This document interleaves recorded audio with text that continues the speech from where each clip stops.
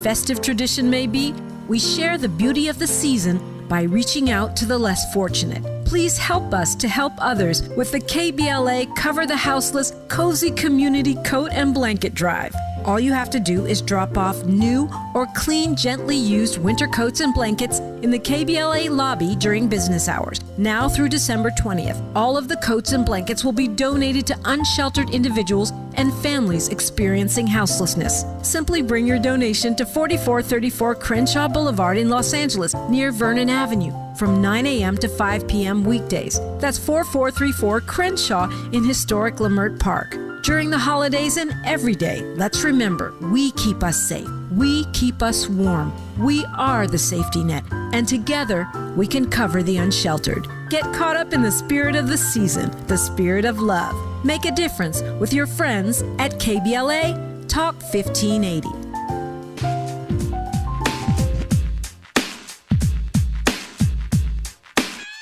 It's just me against the world.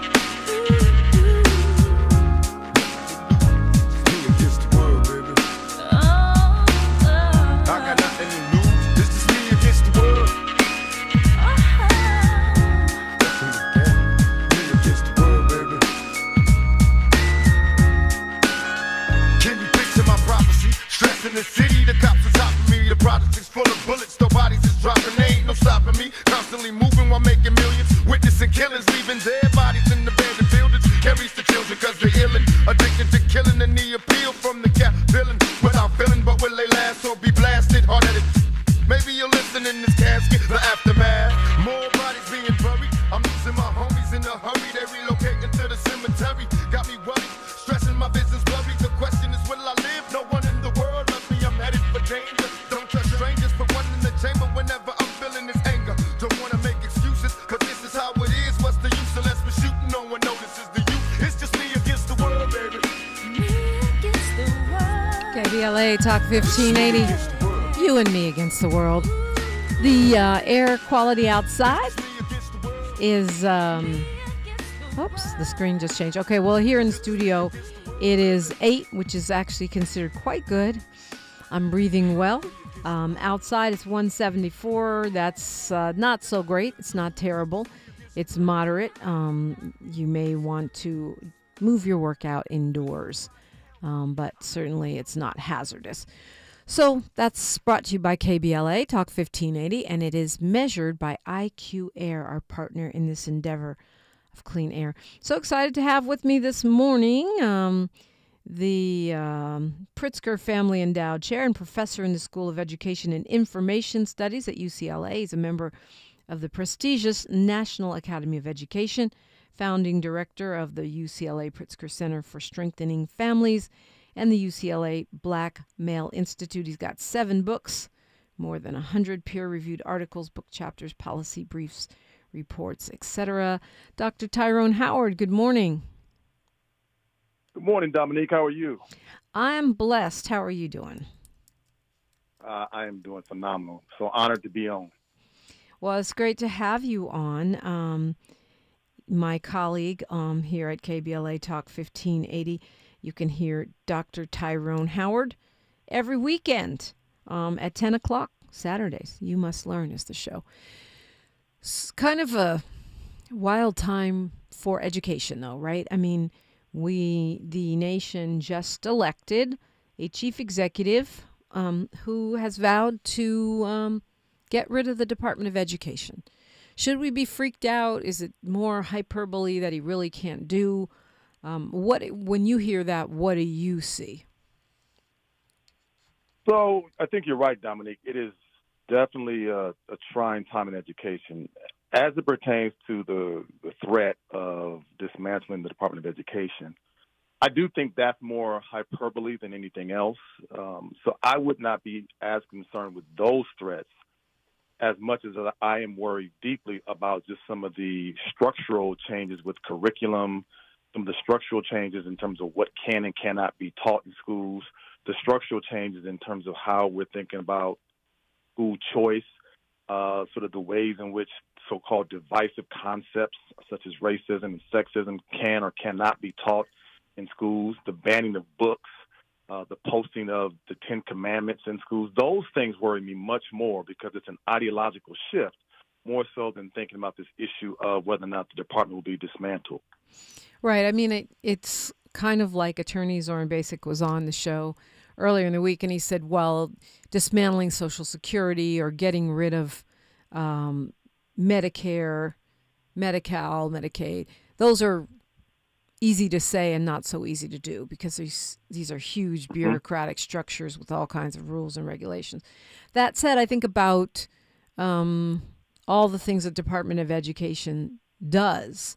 And to your point about this ideological bent on school policy, couldn't the gutting of the Department of Education kind of go hand in hand with that kind of censorship and weird curriculum restrictions that we are already seeing, actually, I think, in some states before this election?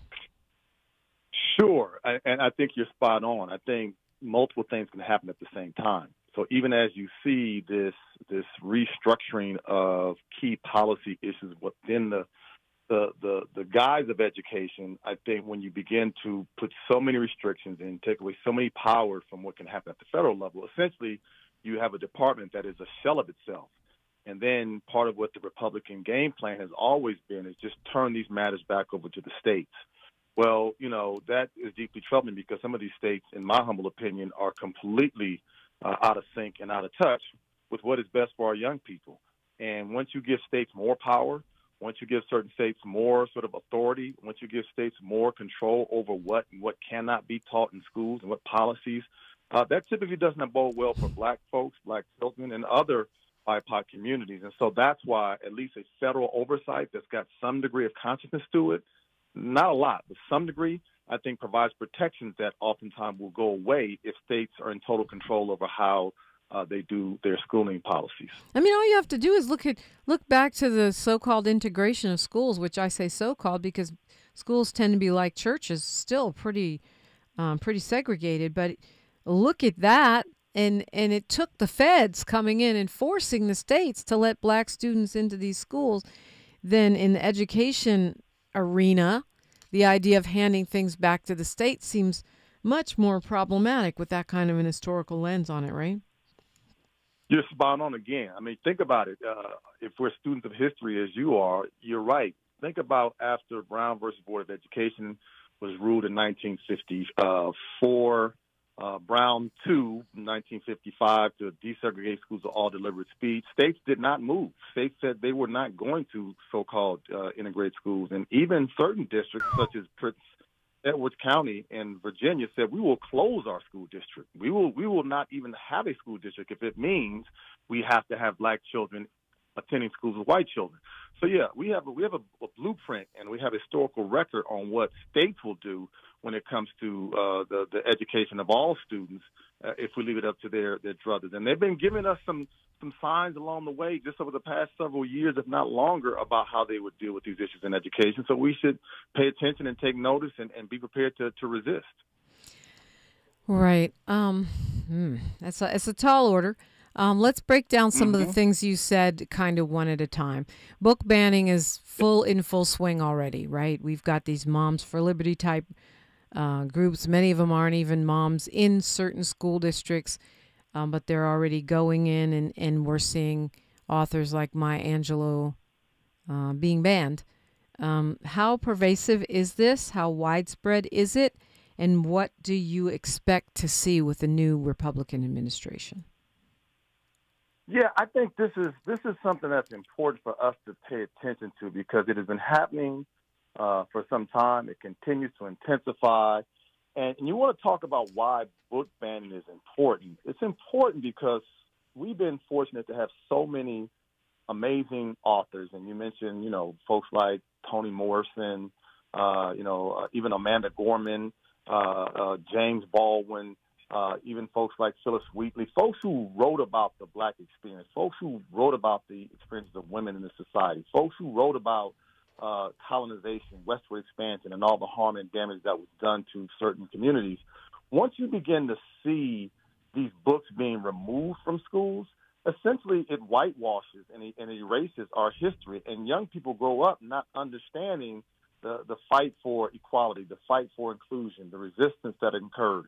And so part of what we know, if you go to a website called PEN America, they've been phenomenal at documenting the thousands, and let me say it again, Dominique, thousands of books that have been banned in school districts across the country.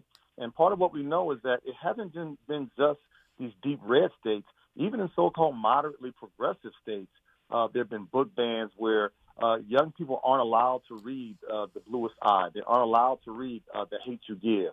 And any book that deals with issues, not any, but many books that deal with folks of color and members of the LGBTQ plus community have been banned. And that essentially amounts to saying your stories don't matter.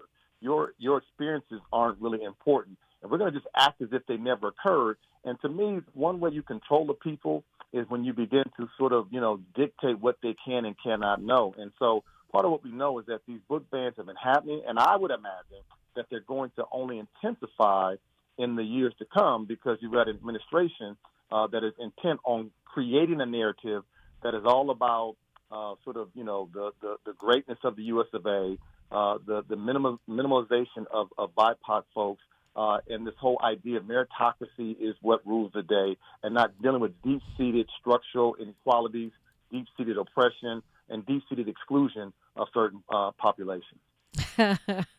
Meritocracy in name only. I'm laughing because I'm thinking about how they're shutting down affirmative action, but legacy scholarships or legacy admissions remain in place. Yeah, and the whole irony of calling anything a meritocracy when in fact it's a functioning oligarchy. We're talking with Dr. Tyrone. Howard, if you got a question or you want to get in on the conversation, 800-920-1580. This is the place where we're amplifying Black and progressive voices all the time. We are KBLA Talk 1580. KBLA Talk 1580 is an intervention. When we come forward, includes you. KBLA Talk 1580, turning pain into power. We're thrilled to announce that the Dear Future Wifey podcast is now available on the Urban One Podcast Network. This show, hosted by Latiris R. Whitfield, explores the journey of discovering and rediscovering love and relationships. With over 500,000 subscribers on YouTube, Dear Future Wifey has become a prototype for discussions about love and relationships. Learn how to rediscover love, heal, and have faith in relationships. Go to urbanonepodcast.com or wherever you get your podcasts. If you love to travel, Capital One has a rewards credit card that's perfect for you. With Venture X, earn unlimited double miles on everything you buy and turn everyday purchases into extraordinary trips. Plus, receive premium travel benefits like access to over 1,300 airport lounges where you just check in and chill out. Open up a world of possibilities with Capital One.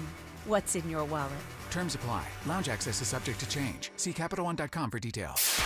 KBLA Talk 1580. We've got a lot to talk about.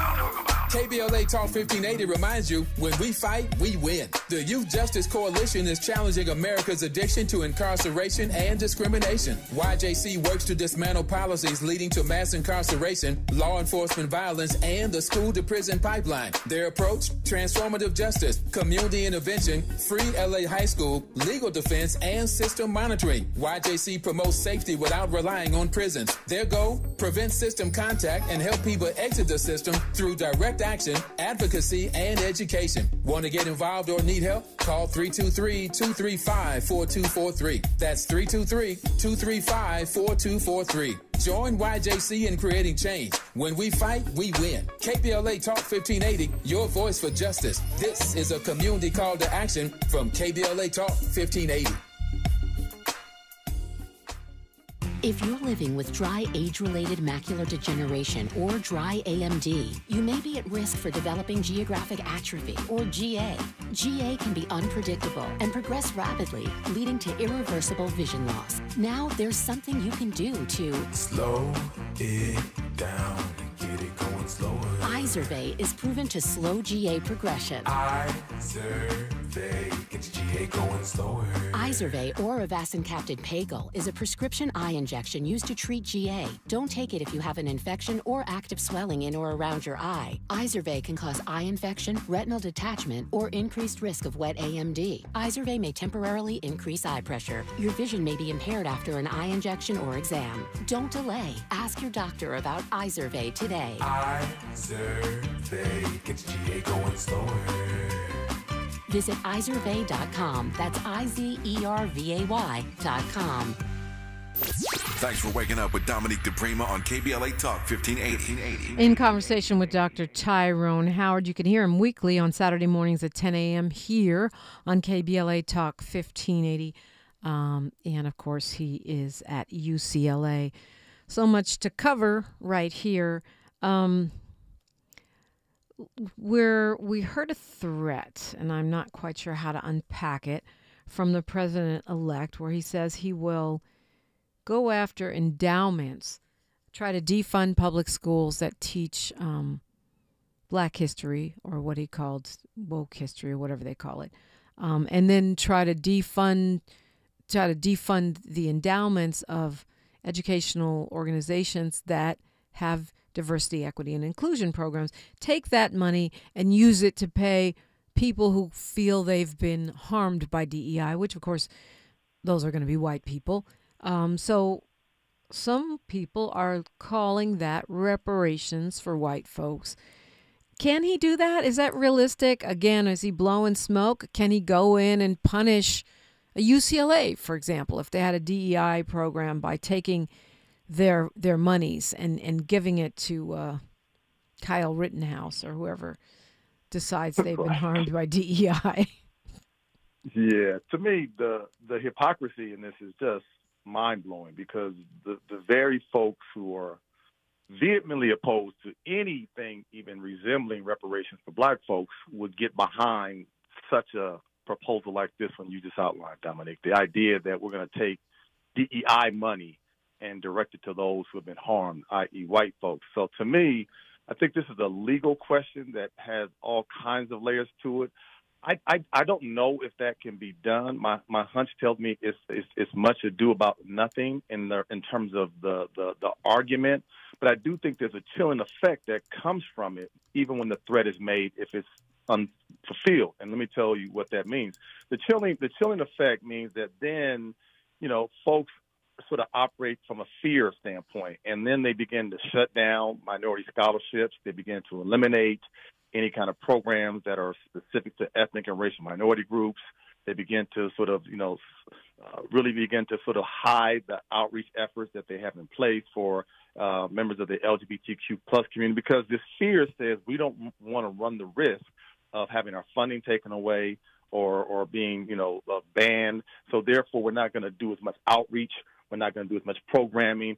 So just the fear alone, I think, causes a reaction, and maybe that's the goal there. Whether or not they can legally do it, I'm not sure, but I've seen it here at UCLA and other public institutions across the country, where you've got Black studies centers are now all of a sudden sort of being sort of downsized. You've got folks who work in multicultural centers across the country being eliminated.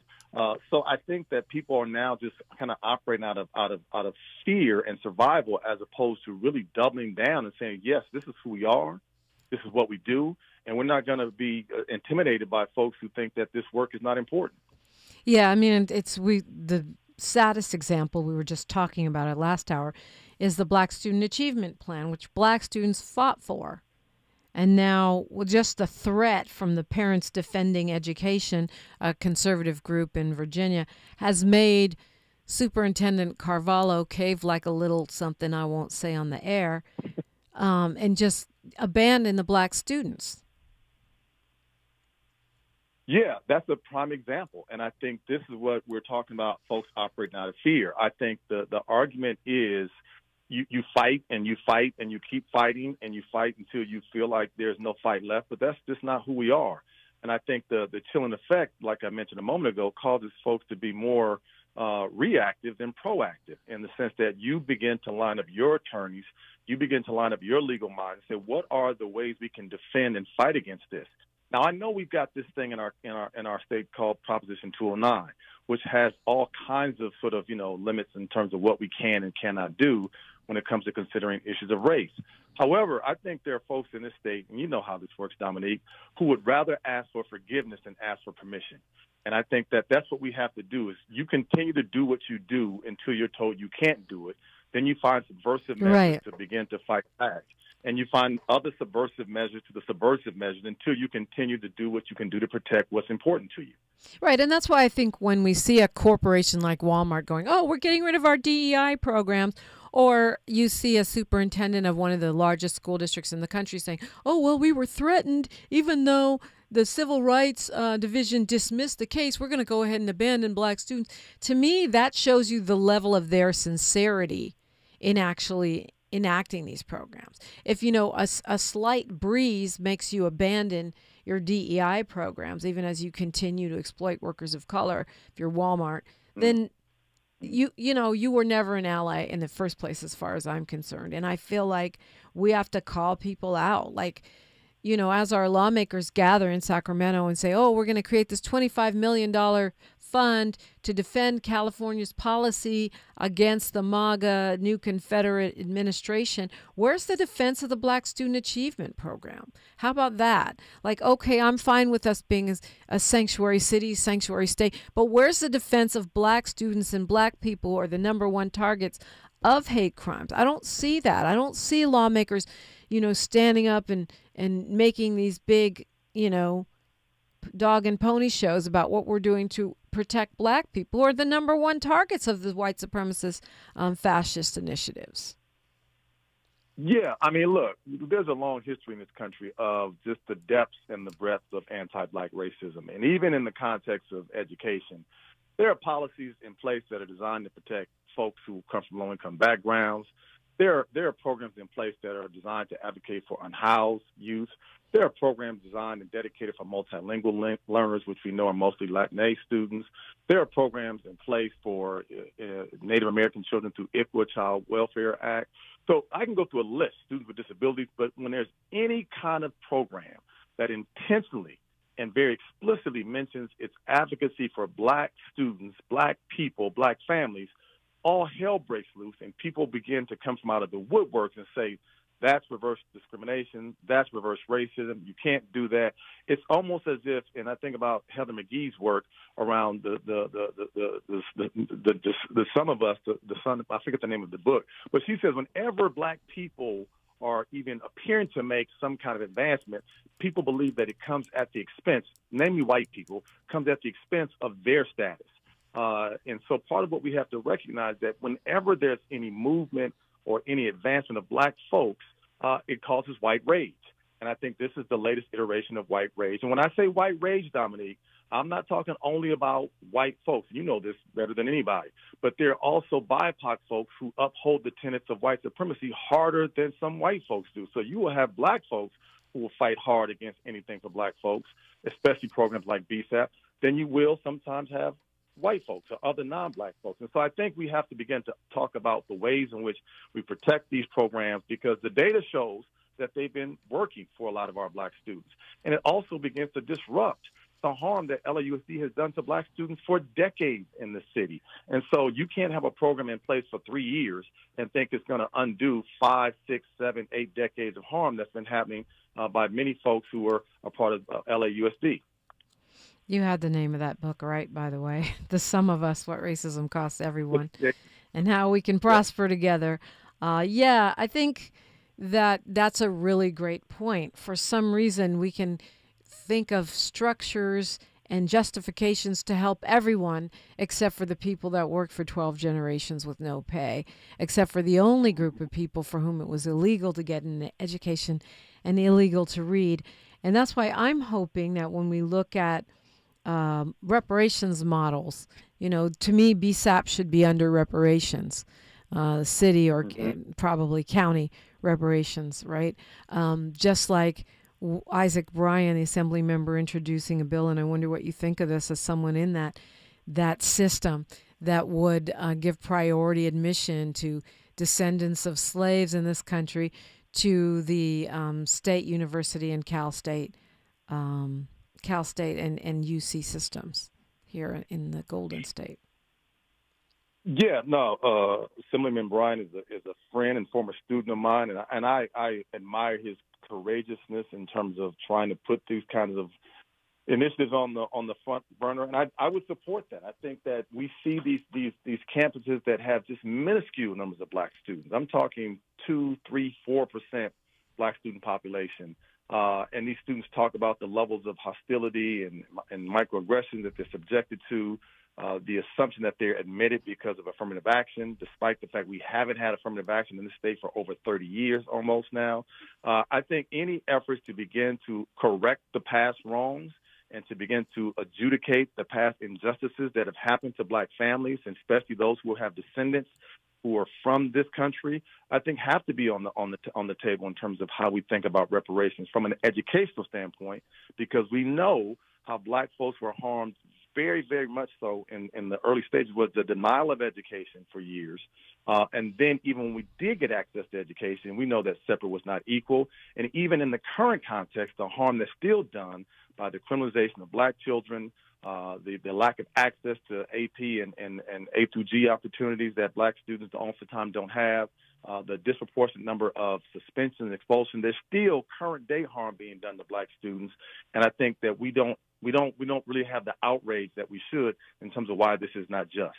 Yeah, but when you look at those, literacy numbers, the school to prison pipeline numbers, the graduation numbers for black students in LAUSD, remember when I was looking for a high school for my kid, even schools that have really high ratings academically, when you scratch the surface and see how they serve black students, many times you run the other way. I mean, I'll call it out. Culver City is an example. A lot of us want to put our kids in the Culver City district. But when you look a little deeper, their graduation rates and success rates are really high for everybody except black students.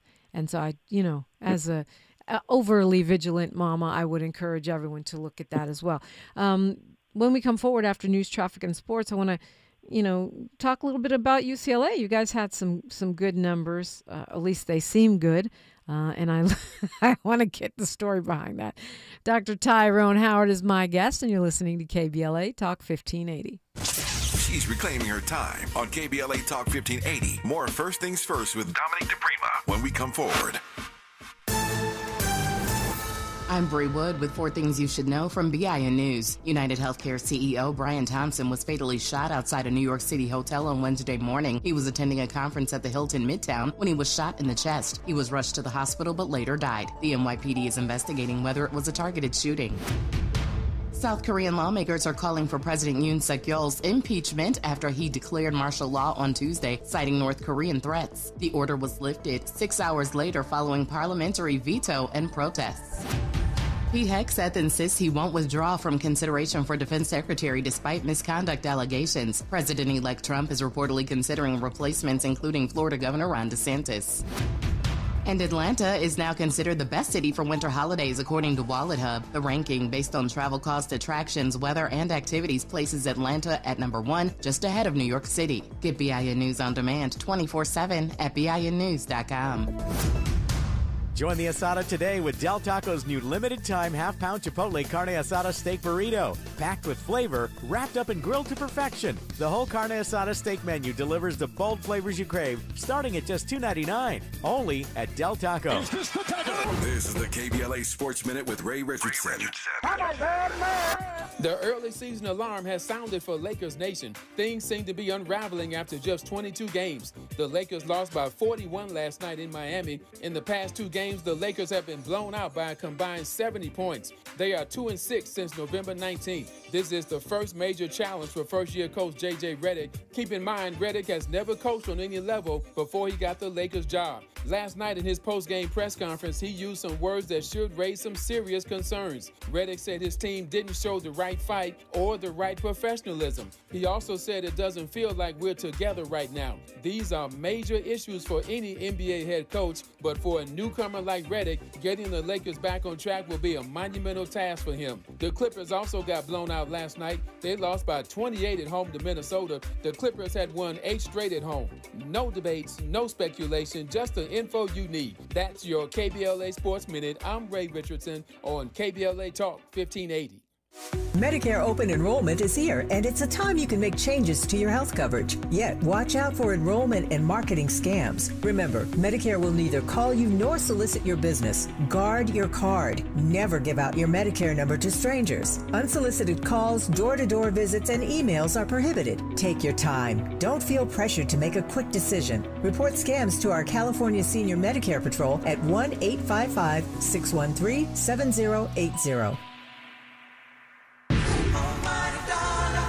Are you an entrepreneur looking to take your business to new heights? KBLA Talk 1580 is your partner in success. Every day, we celebrate and elevate Black-owned businesses across our community. Our KBLA SMB Marketplace currently features the Cookie Dip, Badass Bakes, Hair Concoction, Higher Education Accreditation Consulting, LACC Radiology Technology Department, and Malik Books. Your business deserves to be heard. Let KBLA Talk 1580 amplify your voice and connect you with our powerful community of listeners. Email smb@kbla1580.com today. That's smb@kbla1580.com. At KBLA Talk 1580, we've got your black.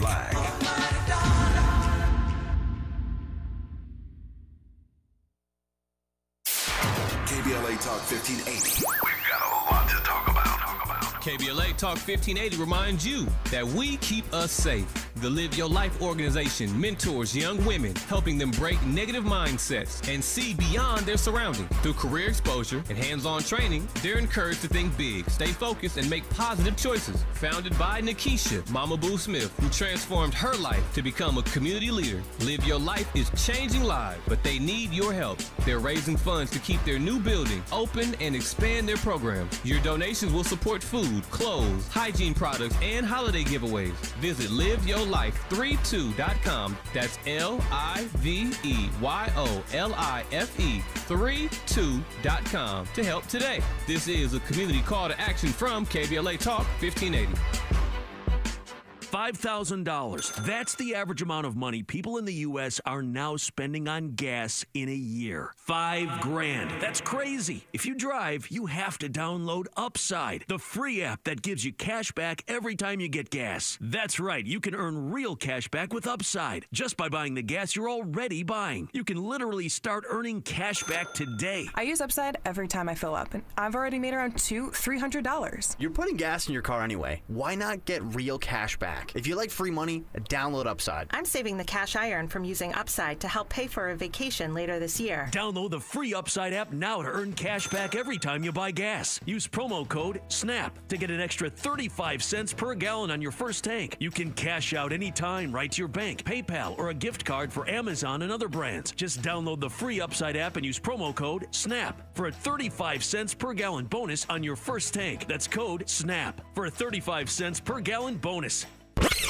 Heard any other talk radio lately that sounds anything like this? We didn't think so. You're listening to Unapologetically Progressive, KBLA Talk 1580. We are talking with Dr. Tyrone Howard. You can hear him around here Saturday mornings at 10. He is also an author and a professor at UCLA. So UCLA, according to the LA Times, has bucked a trend of, top universities who are seeing huge declines in black students and overall diversity ever since the U.S. Extreme Court banned affirmative action.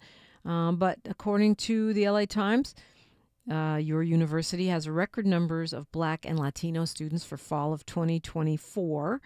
And they are saying that the university is viewed by black students as welcoming. The number of black students increasing by 4.5% with transfer students. Latinos 5-something%. overall black students by 5%. Do you think those numbers are telling a true story, and what is that story? Yeah, so I think multiple things can be true at the same time. And we have seen an increase in the numbers of black students here. And I want to give a big shout out to one of my dear colleagues who has since retired, Yolanda Copeland Morgan, because she was a staunch advocate for working subversively, and I can say this now, against 209 to do certain types of outreach with black families, with black communities, black churches, black community-based organizations, to begin to build this pipeline of relationships so that black students would see UCLA as an option. These numbers didn't happen just coincidentally. There was intentional work that went into increasing the numbers for not just black students, but for Latinx students as well. But let me be clear, and there are numbers of black students at UCLA who say that they enjoyed the experience, but at the same time, there are still too many black students who feel like the environment is not welcoming, who feel like the environment is not hospitable. Just like you talked about the data, Dominique, around who is most likely to be targeted for hate crimes in this state, in this country, being black students, the same thing is the case on UCLA. There are more black students, more than any other group, who report acts of hate, acts of aggression, acts of exclusion, because, issues of white supremacy are still very much entrenched in UCLA like they all other universities across this country. So there's still a lot more work that has to be done in terms of helping to create a much more welcoming and sort of hospitable environment for black students. But part of that is also tied to critical mass. I maintain that folks don't act the same way towards black people when they see large numbers of black people. There's a bold... That's for sure. Yeah, I mean, there are things folks say if it's 2 black people around that they wouldn't say if it was 200 black folks around. Right. And so we have got to do a better job with getting more black students and faculty and staff here so you can begin to offset some, because you're never going to eliminate it totally, but offset some of the anti-black racism that's still in place at this campus and other campuses across the country. Those micro and macros. That said, I mean, you look at MIT, they're saying black and Latino students down by 64%. Black students down 64%, Latino students down 26%. Stanford, 37% down among black students. That's crazy. Johns Hopkins down by 66%. So the intention of excluding us from these universities through the extreme court elimination of affirmative action does appear to be pretty effective right now. Yeah, it is. And this is just the beginning of it. And I think that we need to continue to monitor these numbers, because I think what we're seeing across the country is what California schools dealt with back in 1996, 97, 98, right, after the immediate of 209. And what it requires is for universities to be proactive, not just sort of accept the fate of there being no affirmative action and just roll over and say the numbers are what they are. You got to have a plan. You got to be strategic. You got to be thoughtful and intentional to say, we know that there are highly gifted, creative, intelligent black students out there, and we got to go out there and talk to them and build those relationships and let them know we want them at our respective institutions. But my worry and my fear is that the numbers you just reported, Dominique, there are those on the right who will say, well, see, this is just a matter of the students who really deserve to be here being here. This goes back to our initial conversation about meritocracy. Folks will say, well, look, that just shows you how many black folks were here who didn't deserve to be in the first place, which we know is a crock and it's not true, especially in light of what you also lifted up around these so-called legacy admissions from rich folks who get their kids in, and they're average at best at times, but because they got mamas and daddies and granddaddies who write these big checks, we look the other way. So I think at the end of the day, I think California, at least some schools in California, can be at least a model of what other states can do to work around what you have with the loss of affirmative action, to let you know that you can still push back. And this is the same message for BSAP, connecting that point again. I think BSAP, folks can fight for, but you just have to understand where the levers are. How do you begin to still do what you've been doing and not let sort of the rhetoric from the right sort of just completely dismantle your efforts? Yeah, I mean, trying to save BSAP and also looking at other ways, creative ways to get the same impacts. I think those are great points. You've written about blackness in classrooms, and in our environment. So it's not just about individuals, right? Why Race and Culture Matter in Schools is one of the books that you've written.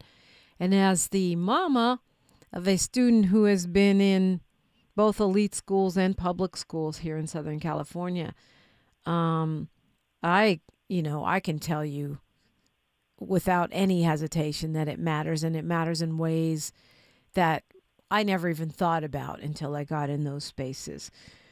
But given this environment, politically, how do we prepare our students, and what role should we be playing? If, for example, MIT didn't have tons of black people already. So if it's down 66%, that means there's almost nobody. And how do you prepare your children to survive and thrive in those environments? And what should we be doing as parents, to help our children succeed and thrive and not just survive in those situations? Yeah, educational scholar and activist Bettina Love talks about the spirit murdering that happens to far too many black students in schools.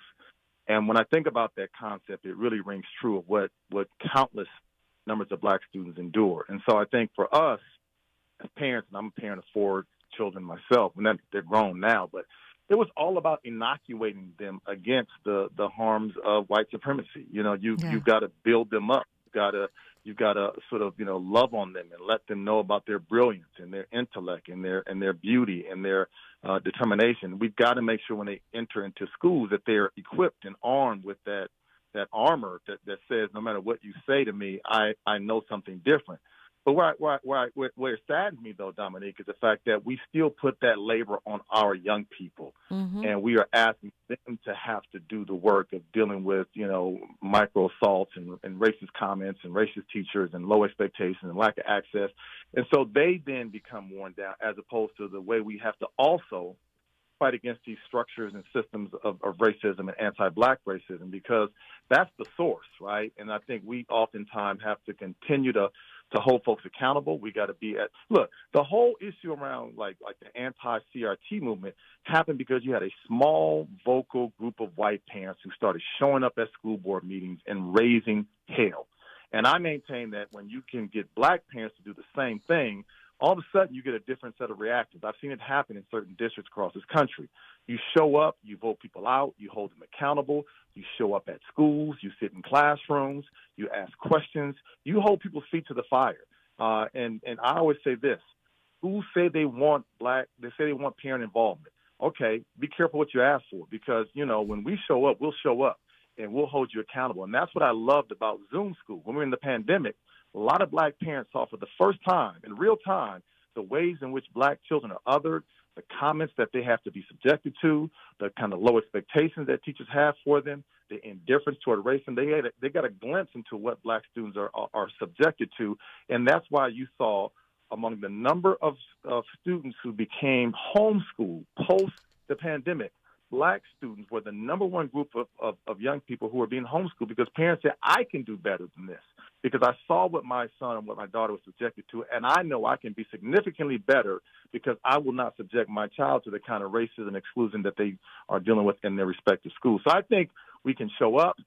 We can continue to protect our students and advocate for them, but we can't put all the labor on our students to do better at 3, 5, 6, 7, 8 years old. That gets tiring by the time you get to middle school and high school. I think we got to rail on these schools to do better for our babies, and that's when ultimately you see the change begin to take place. Yeah, and it's a balance too, because you can teach your kid to be as militant or as pro-black as you want, and then they'll get punished for that. I mean, that's what happened to my child. So, the spirit murdering is real. And sometimes in a cost-benefit analysis, I look back and I say, did I do the right thing? Because of because I wanted a certain level of educational experience academically, was it worth it what I put my child through with those macroaggressions and that so-called spirit murdering as a black boy? Was that the right thing to do? And, I really don't know what the answer. I don't know what the answer to that is. We're talking with Dr. Tyrone Howard. We're going to take your phone calls. We got some folks that want to talk to you, Dr. Howard. We'll do that when we come forward on KBLA Talk 1580. More of First Things First with Dominique DiPrima when we come forward. This season, Chevy brings classic pairings, cookies and milk, mistletoe and kisses, and your holiday plans and a new Chevy. Silverado 1500 gives you power and capability with 430 pound-feet of torque to haul your holiday tree. The Equinox EV and all-new Equinox, America's best compact SUV for new vehicle quality by J.D. Power, offer both confidence and style to see you through the holiday season. It's easy to see why Chevy makes everything better and brighter. Find your red tag. Get 0% APR financing for 36 months on select popular Chevy models when you finance with GM Financial. Chevrolet. Together, let's drive. Award based on 2024 models. For J.D. Power 2024 U.S. Initial Quality Study award information, visit jdpower.com/awards. Offer available on all 2025 Equinox and 2024 Equinox EV, Blazer EV, and Silverado EV models. Monthly payment is $27.78 for every $1,000 you finance. Example down payment is 26.8%. Must finance with GM Financial. Some customers may not qualify. Not available with lease and some other offers. Take new retail delivery by 1/2/25. KBLA Talk 1580. We've got a lot to talk about. Imagine a Los Angeles where everyone can thrive, where communities have access to the resources they need to succeed. That's the vision of Detours Mentoring Group, Inc. They're dedicated to improving life in LA County by providing educational support, employment assistance, and spaces for community engagement. By 2050, they want LA to be the best place to connect, create, learn, live, and play. They're working toward an education system that's well-resourced and culturally responsive, becoming a hub for artists and innovators, and making sure everyone has access to healthy food, quality healthcare, and safe housing. It's about building a future where we all have the chance to succeed. We invite you to learn more about their mission and get involved with Detours Mentoring Group, Inc. This is a community call to action from KBLA Talk 1580.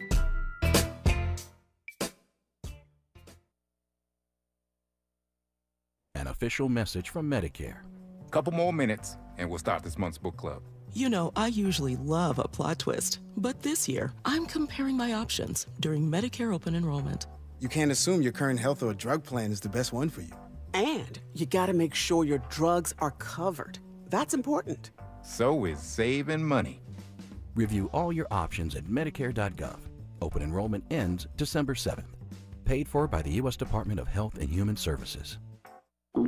Oh no, stomach issues again? Stomach issues? Who are you? Your pancreas. I could be the real reason for your diarrhea, gas, bloating, stomach pain, or loose oily stools. I thought it was my stomach. People often do, but any of these symptoms could mean having a condition called exocrine pancreatic insufficiency, or EPI. With EPI, the pancreas doesn't release enough enzymes to break down food, but EPI is manageable. Use the symptom checker on identifyepi.com and speak with your doctor. That's identifyepi.com. Sponsored by AbbVie. The conversation continues right now with Dominique DiPrima on First Things First. And if you like what you hear, check him out Saturday mornings here on KBLA 1580. Dr. Tyrone Howard holds the Pritzker Family Endowed Chair and is professor in the School of Education and Information Studies at UCLA, also an author. Dr. Howard, you know, do you think we ought to be trying to save affirmative action, save DEI, save CRT, save BSAP, or should we be pivoting and looking to reinvent another way in? That's a great question, Dominique. I think that those entities you just discussed, CRT in particular, they're important because those are frameworks and those are policies and structures that allowed us to develop a language to explain what we all go through as Black folks, systemic racism. I think it allows us to begin to utilize tools, resources, avenues of legislation and advocacy to support and uplift opportunity for us So I think those efforts and are important. Now, some would say, well, do the labels need to be changed? And I get worried about this because this is the BSAP argument again, because if you change the labels, you change the focus of the work. Right. And I think changing labels begins to be the first step in eliminating the focus or goals of the work. So I think we hold on to those titles of DEI, of whatever you would call them, equity or CRT, but that doesn't mean we have to be limited to just those. I think the beauty of the Black experience is the Black imagination, the way we evolve, the way we reinvent, the way we reimagine new ways and new labels and new titles that begin to offer a much more expansive notion of who we are as a people, what we've experienced, and that degree of never giving up that's so endemic to the Black experience in this country. So I think we have to always remember those different types of structures and titles and fights that have been so endemic to our existence, but not rest on our laurels and think that is all we can use to move forward, but we can begin to be innovative and thinking about other models that are even more impactful than the ones we've been able to stand on. Let's go to Julie calling us from Watts. Good morning, Julie. Good morning, my loved ones, and giving honor to Most High and in memory of our ancestors and the Black Panthers and all those. Dominique and Dr. Howard, I will listen to you You Must Learn every Saturday. There's a dire need for somebody to come investigate what's going on in some of these schools out here where these Black children, my niece, great niece is one of them, and grandchild, they get called, Nick, can I say it on the radio? Well, you just did, so go ahead. Yeah. It's they overpopulated. They don't understand our culture. They've taken music and field trips and actual instruments for music and other things, and there's a culture shock. Okay, well, I mean, you said a lot. I think Prop 28 was supposed to put the music and the culture back in the schools. I know some schools are just using it to cover the cost of business as usual, which is actually illegal, and so I know there's an investigation of that. But when you talk about Black students being called the N-word and even the tension within our schools between Black teachers and other faculty, Black students and other students, someone in the chat says there's no coalition, there's no solidarity anymore. That's not my experience either with schools or politics, but I certainly think we have to be intentional. I don't think it's automatic. What would you say to Julie? I mean, if you were wanting investigations of the schools around these racial issues and access issues, what would you do? Yeah, the thing I always say, Dominique, listen to the students. I think there are hidden geniuses. They are the ones who experience it. They're the ones who see it. And I think what we've learned with some of the work I've done over the past several years, we've engaged in what we call listening sessions across L.A. County with Black students. And we ask them, tell us what you see, tell us what you hear, tell us who advocates for you, tell us who is indifferent towards you. And they give us raw, straight, uncut accounts of what they see that's working for them and what's not working for them. And then we share that same data with their principals and with their teachers, because oftentimes what happens is that teachers think, well, no, it can't be that bad. Well, no, it can't really be as intense as they say it is. Well, no, I don't think students would make these accounts up. And the number one thing, to Julie's point, that we hear from Black students, the number one thing is the constant usage of the N-word, mostly by Latinx students, for them in the presence of teachers who say nothing, who do nothing. So there's a lot of anti-Blackness. We know it runs deep in Latinx communities. We know that we are also in a district that is about 2/3 white. So the likelihood that Black students will ever come into contact with Black teachers is very minimal. The fact that they will see very few Black principals. So who are the advocates? Who are the defenders of Black students? So I think what we do is we listen to students and we show up and we do what we've always done. We mobilize, we organize, and we lift up their voices. We don't doubt their accounts of what they've done. We're not going to gaslight them. We're going to say that if you say it happened, it happened, and we're going to have people have to explain how they'll be better and hold people accountable. I think that's what we've got to do to ensure that we don't have incompetence in front of our babies every single day, because that creates irreparable harm that we can't correct oftentimes. And we get one shot, Dominique, one shot to get this right. We can't get a do-over. We can't push rewind. And our baby's futures and our futures are too vital and too critical for us to get this wrong. Yeah. Well, I couldn't have said it better. Randy from Watts, you got to give me the short version here. The short version is, Dominic, you and Dr. Howard, both of you guys know me, and you know what I've brought up in the last 2 years in reference to our community. And when you make a statement like you did with MIT having a 60% drop in black students, it's because science and technology is not brought into their life at the 7th, 8th, and 9th grade like it was in my generation. Okay, that's not a short version, Randy, but let's have Dr. Howard address. Randy's always talking about this, and he's also talking about vocational programs in schools.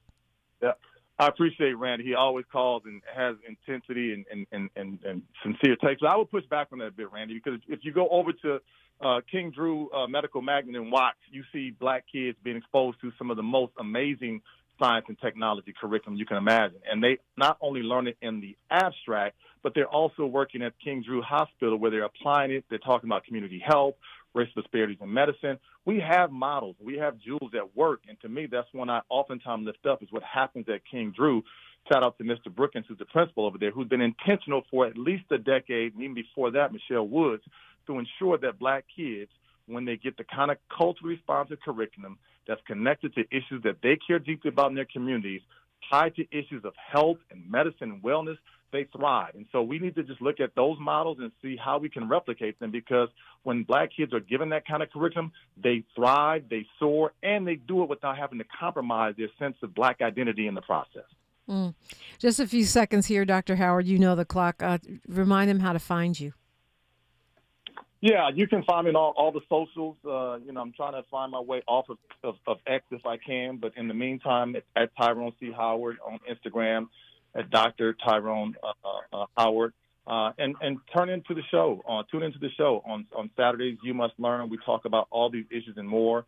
And we have phenomenal guests. And Dominique, before I get out of here, I just want to say thank you. You've been a model and example for me for a long time of how to be someone who is engaged with communities, still a firm sense of self, but lifting us up. So I just want to say thank you for what you do, and thank you for the opportunity to be on your platform.